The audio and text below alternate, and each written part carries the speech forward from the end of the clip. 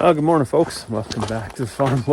Welcome back to what seems like day, 752 of having a sick household.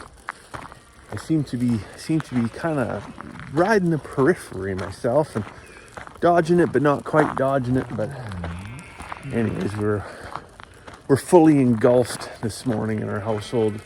I got up about 4:30. Couldn't sleep, feeling kind of not very comfortable, and I was like, well, I could just stay here and toss and turn and groan and moan, or just get out of bed and get on with the day. About 6 o'clock in the morning, Charlotte come out. She was having tummy cramps again, and that progressed pretty quickly into full-blown puking. And then about 7:30ish, Finn woke up and was squeaking, and before I even got to the door of her room, I could smell it, and I was just like, this isn't gonna be good. So she was head to toe, dressed in a onesie, but head to toe, just shit from one end to the other, full-blown raging diarrhea, like straight to the shower, like do not pass go. And so that's what we're dealing with today. But anyways, I'm in between pukes and poops, and the show has to go on. So I gotta run some grain over the sheep, as they're so apt in telling me. I gotta run some grain to the chickens, and I've also got to get the water figured out for the chickens. So we're in that time of year right now where I can't just use the floating water bucket because it is getting down to freezing at night. So yeah, I'm just gonna have to put a float style water. I've got some with heat trace wrapped around it, but we're into the third winter running that right now. It's just starting to look a little bit ratty.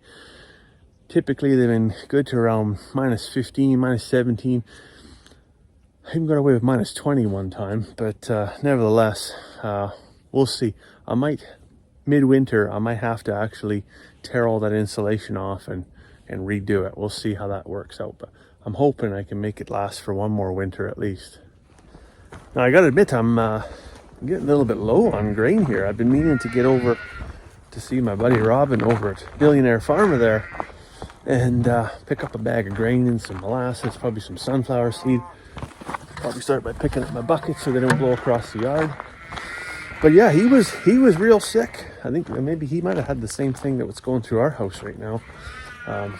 But anyways, so we're just kind of taking turns of being sick. But as you can see, there's not a lot of grain left, so I better get after that.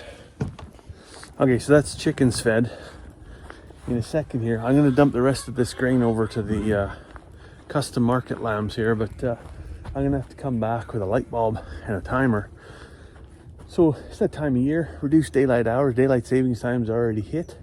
They've had time to kind of accustomize to not having so many bugs around, not having so much sunshine, and they've gone into the molt, and that's fine. We usually let them have that rest for a few weeks, but now it's time to put a little bit of light in the coop, and so we're shooting for 16 hours a day of light to get egg production where it needs to be. And well, what time of day is best to do that? Well, we find best to do it in the morning. So if the light comes on at 1 o'clock in the morning and goes off at 9 o'clock, that's pretty good. If you introduce light in the evening after the sun goes down, there isn't that natural decline of light in the evening in the coop. And so the chickens can be milling around the chicken house, having a good time. All of a sudden the light goes out. They're scared, they're nervous, they're anxious, and that can actually negatively impact egg production. Oh, why don't we leave it on 24 hours a day? Well, you can imagine how much sleep you'd get if the light was on 24 hours a day. It'd be a little tough. And again, that negatively impacts egg production. Now, of course, if you're using a red heat lamp, well, it doesn't quite have the same effects as a white lamp. So it doesn't cause as much stress. But when you get your power bill at the end of the month, you might find there's quite a bit of stress. So we did a bit of an experiment here 2-3 years ago, probably 3 years ago now, with just that, white light versus red light.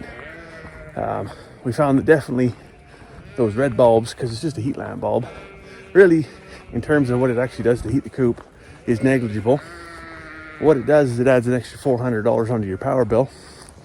And, it's arguable whether or not you actually get maybe 15 cents worth of eggs at the end of the day. So, no, not worth it at all. But just putting a LED bulb, low wattage LED bulb in there for, like I said, the wee hours of the morning to have a little bit of extra light and not have too much stress, that can definitely positively impact your egg production. So don't have anything fancy for the timers. I know you can get anything you want now. You can get timers like on Wi-Fi, on Bluetooth, and you can control them right from your Google Home or Alexa or whatever that thing is called. I just have an old on-off timer that you set the on time, off time, and you can do it for multiple days of the week if you want.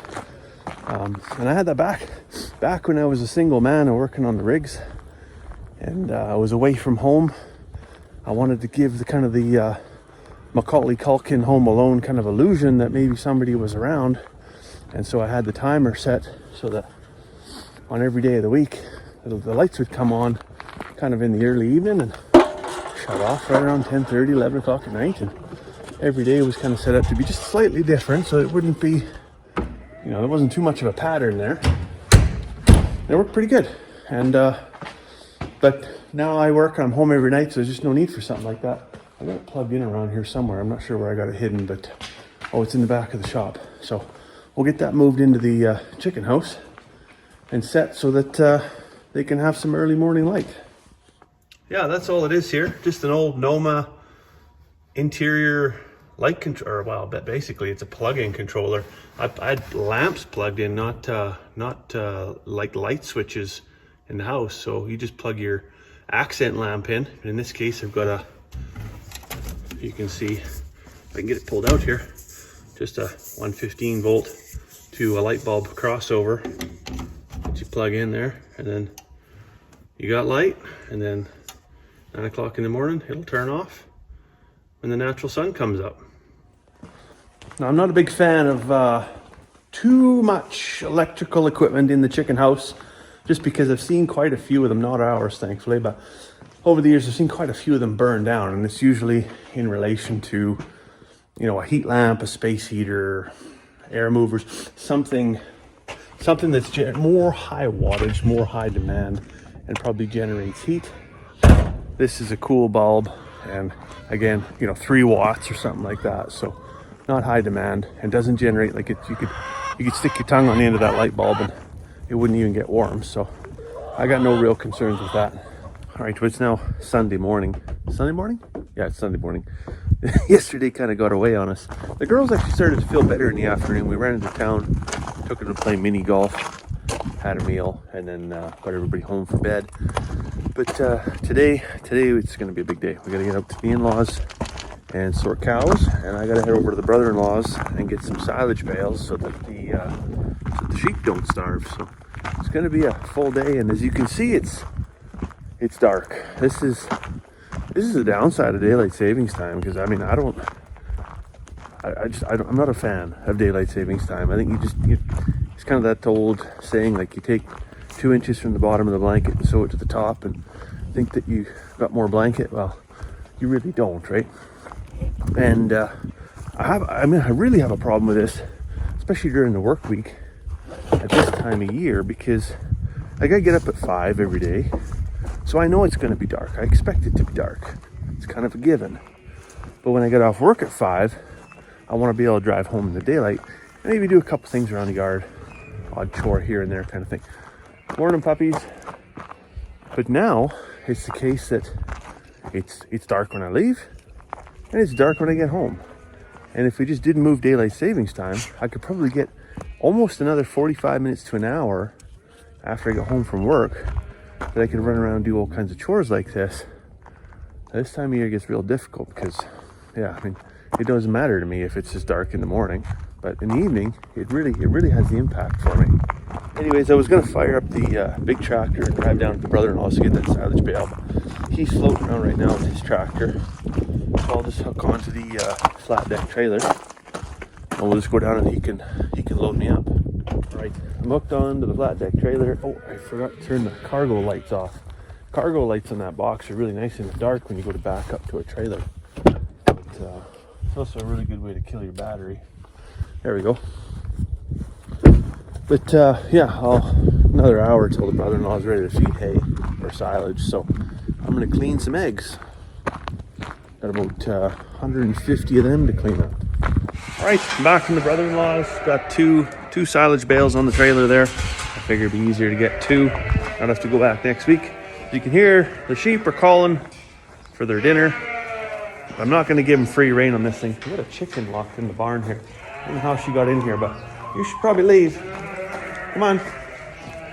Come on, Henny. Go on. Trying to herd a chicken, I tell you. Something else. Go on. Out you go. Out you go. No, there's a corner. I know, you get screwed up at corners. There we go. Okay, time to get the big tractor fired up here and then get those bales offloaded from the trailer. I'm not gonna put the bale right in the field. I'm gonna put it outside. I'm gonna fork it over into a feeder. I'm not a big fan, really, of fork feeding, just because, well, I mean, there's certain known times within a sheep's gestation period, specifically the last trimester, where their dietary needs are significantly greater. And so they pretty much just need the kind of an all-you-can-eat buffet. But there's other times, of course, with weather fluctuations or just whatever the I guess, bodily demands they have, where sometimes fork feeding, if you're just trying to fork over a prescribed amount, you can actually end up kind of shortchanging them a little bit. But of course, the other side of the coin is if you just put a bale out there, it's like giving them the keys to the candy store. And I mean, that's not good either. It's very wasteful. Sheep are, by their very nature, wasteful. And we saw that first silage bale that I fed last week. Within 2 days, they were to the core of that thing and they had it all spread out and trampled on. And, you know, they've been picking through it for the rest of the week. But, you know, that's not an efficient use either. We've tried a number of different types of feeders where you could put the whole bale in, and despite those efforts, sheep just still manage to get their heads stuck in there, wedged in there. And so, of course, that's not good for their longevity. So anyways, I'm going to take this bale while the weather's still it's not minus 40, right?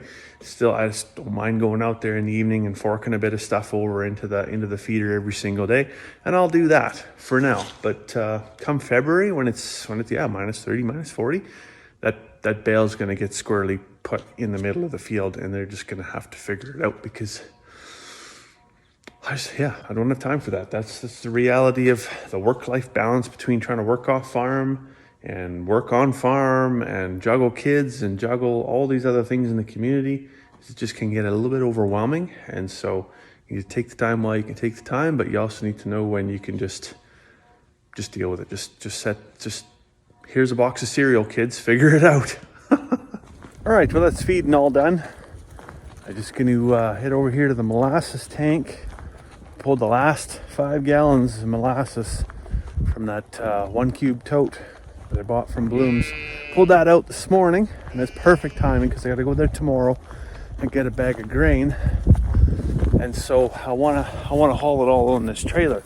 How am I going to haul it on this trailer? Well, I've got this beautiful 6-foot pallet that I can put that tote on there, and I need that because I don't have pallet forks for that big tractor. I just have the bale forks, and they're 48 inches or whatever they are, spaced apart, so they don't fit inside the pallet. So a big wide pallet like that works perfect. So I'll skid that onto there, put the bag of grain up front, and we'll be in business. Okay, chores all done. Ready to go to Rio Grande. Got the stock trailer on. Because I'm not ready to go to Rio Grande. Stock trailer's on because as though we didn't have enough to do today, we've also got to haul the little horse and the donkey over to Rio Grande for the farrier. The farrier usually comes here, but we were in the hospital for 8 days plus, every second day after that for about a week. So the farrier just didn't come because we weren't here. We weren't home. So anyways, we're overdue to get horse's hoofs, donkey's hoofs trimmed.